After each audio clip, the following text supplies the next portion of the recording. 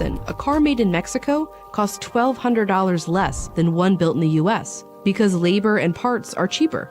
As an industry, we've kind of performed some economic miracles when it comes to keeping cars affordable by being able to source some of those 30,000 parts from, the least expensive places. Recent headlines keep a running tally of manufacturers racing, not walking, to get to Mexico. $7 billion of investment announced last year alone, including those choosing to invest here instead of in Canada.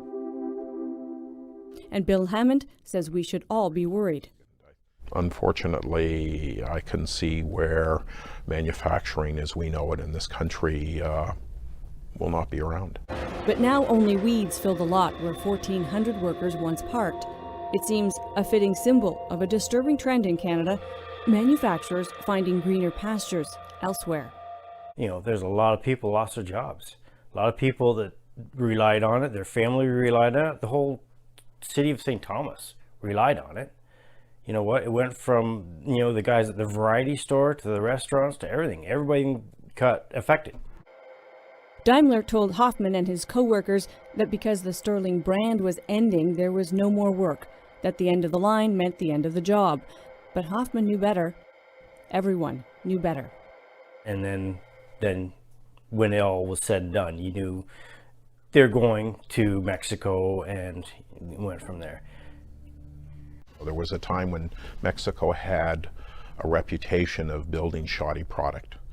And we're finding now that global manufacturers are more than willing to accept products coming out of Mexico because the quality levels are as good as they are out of the United States or Canada. So how much does San Martin make compared to his Canadian company, brothers and sisters? Basically, in Mexico, we pay 1/10 of what we do in our Canadian plants, and that's a significant savings.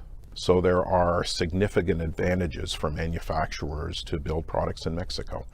And again, with the increasing pressure because of globalization in sourcing, then so many manufacturers have no choice but to really look at Mexico if they're going to reduce our manufacturing costs. Just don't try telling struggling workers like Juan that they're the big NAFTA winners.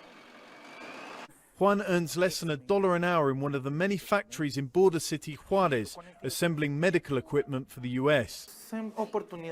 In some ways it's an opportunity, but it's also exploitation. We can't complain because we have work, but we just have to put up with whatever they pay. You know that the same person doing your exact same job in Canada makes something like $20 an hour? And does it seem fair or unfair? Pues es que, pues a la vez digo, no. Well, I say it's unfair because I ask myself, how come if the people there make the same work we do here, how can they get more pay than me? I give my all to the plant and always try to make my work perfect. And it's probably cruel to the companies that take advantage of people that are down there and only give them peanuts to what they should be making. So, well, the pay is not much. We don't complete our bills, so my wife has to work too.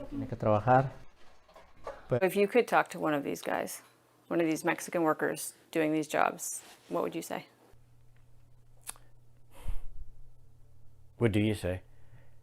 You say, you know what, fight for your rights. Like, they're taking advantage of you. Like, yes, we were in a union and the union did that, but they need to get together and say, hey, why are you doing this to us? What's different from us to them? Because there is no difference. The truth is I don't exactly know what the Canadians get paid there. If they asked me, I would ask to be paid the same amount as the Canadians.